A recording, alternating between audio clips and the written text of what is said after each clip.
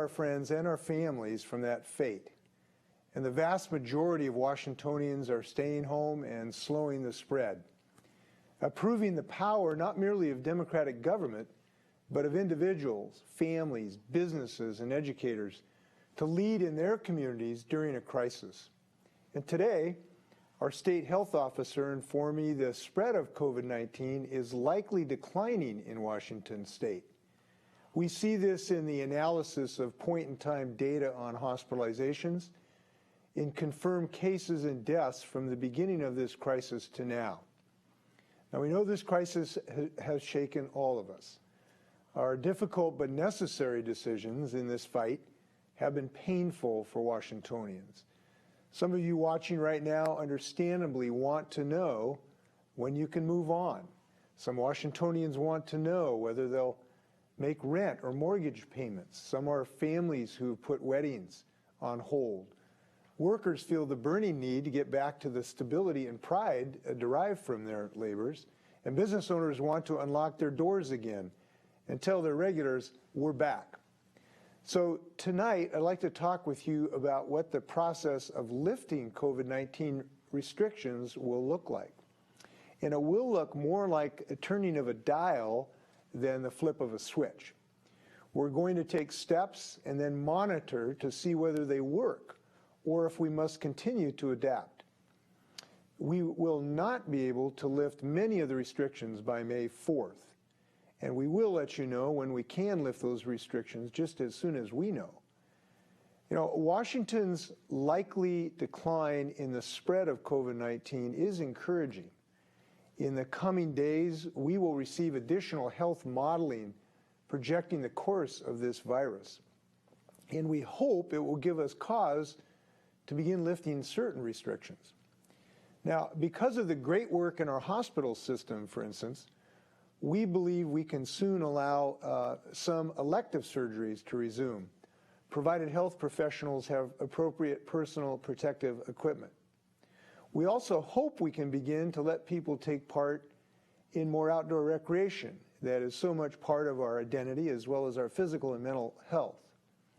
And because of the collaborative work my office has been able to do with the construction industry and labor unions, we have come up with a sensible plan for allowing limited return to construction with safety measures in place. Now, we hope that the data comes in the next few days so we can implement these measures. Now, we can modify some of these restrictions in the coming weeks if the health modeling holds up. The health of Washingtonians is our top priority. We need healthy people in order to build a healthy economy. The data tells us that if we were to lift all restrictions right now, or even 2 weeks from now, this decline would almost certainly stop, and the spread of COVID-19 would go up. Our gains in this fight have been hard-won thanks to the sacrifices of countless Washingtonians. And to turn back on this successful temporary approach now would be disastrous. So this recovery requires a strategic approach guided by science, not politics. And it does not differ greatly from the recovery plans of other Western states. It does not differ greatly from the principles of the White House's National Recovery Outline either. Our recovery begins with widely available testing for individuals who may have COVID-19, tracing with whom they have had contact, and having individuals isolate or quarantine if they could be transmitters of the virus. Now, between our state and local health jurisdictions, we expect roughly 1,500 workers focused solely on contact tracing by the second week of May. This workforce will be a rapid response team, somewhat like a fire brigade. You know, when your house catches fire, you call the fire department, and they come quickly. We are standing up a broad workforce that will see something similar involving state employees from the Department of Health, our local health jurisdictions, members of the Washington National Guard, volunteer healthcare workers, and many others. Now, our state and others, unfortunately, remain drastically behind on what we need for testing supplies. The simple fact is that the nation is sorely lacking test kits. And today I sent a letter to the Vice President saying as much. The governors are not wrong on this, both Republicans and Democrats.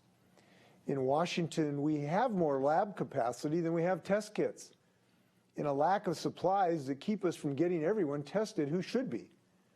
A variety of barriers have kept us from taking more than about 4,000 tests per day.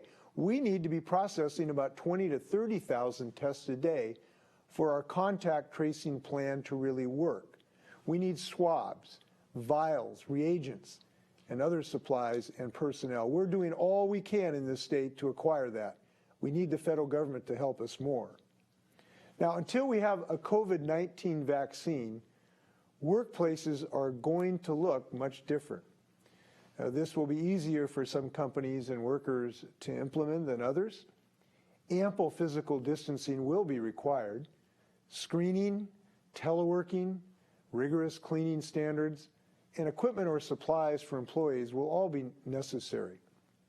And we are going to provide guidance for industries to know when and how they can reopen. Now, at the end of all this, many in our state will need some kind of help to recover, and this may be our greatest challenge in the economic recovery. We have simply got to redouble our efforts to protect the most vulnerable amongst us, those over 65 or people with underlying health issues. We need to bolster our food banks and make sure every Washingtonian has food on their table. We've got to protect the ability for people to have safe housing. We need more behavioral health services for anxiety and depression and substance abuse, because the effects of this pandemic have hit more than just our immune systems and our bank accounts. The reality we need to be aware of is simply this. We are going to have to steel ourselves against this virus for quite some time. It is going to affect our daily lives in many ways for months. And we have to be aware that it could come back at us in waves. But our performance as a state has been exemplary to date, and we should have confidence in our ability to act decisively in the days to come. We need to build the infrastructure that allows people to connect online, socially, academically, and for businesses. That means building up our broadband networks so every Washingtonian can stay connected to people and opportunities. We need to reckon with the realities that disparities in our communities mean not every family can recover as quickly as others. Disparities in access to health care, to the internet, to affordable child care, to social services, to employment opportunities, and more. They've already been exposed in ways really not seen in modern times. So this virus will continue to affect our daily lives for some time. And we will need to accelerate investments and innovation in our economy, making it easier for both businesses and workers to navigate new realities of life in the era of COVID-19. And obviously, we need to come together, state and community leaders from all corners of Washington, to build an informed consensus on a safe and sustainable recovery.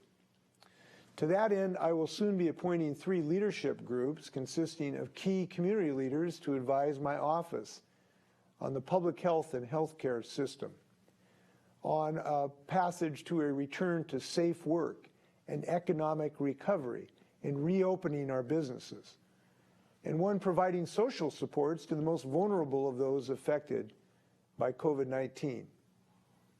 Now, this crisis has a bit tied us to the mast through a storm, but the efforts of 7.6 million Washingtonians are keeping us afloat. And we've already come through part of this storm together. We're still here together, and we're still faithful in what we can accomplish as a community. Franklin Delano Roosevelt, we know, said the only thing we have to fear is fear itself. Nameless, unreasoning, unjustified terror, which paralyzes needed efforts to convert retreat into advance. Well, we're looking forward to making advances against this virus. And we know that only science and data and informed reasoning and confidence in ourselves is going to lift us out of this crisis. So I want to thank you for supporting our efforts to protect our state from the disaster posed by this virus. Washingtonians are going through enormous suffering, but they're also doing amazing things on the path to recovery.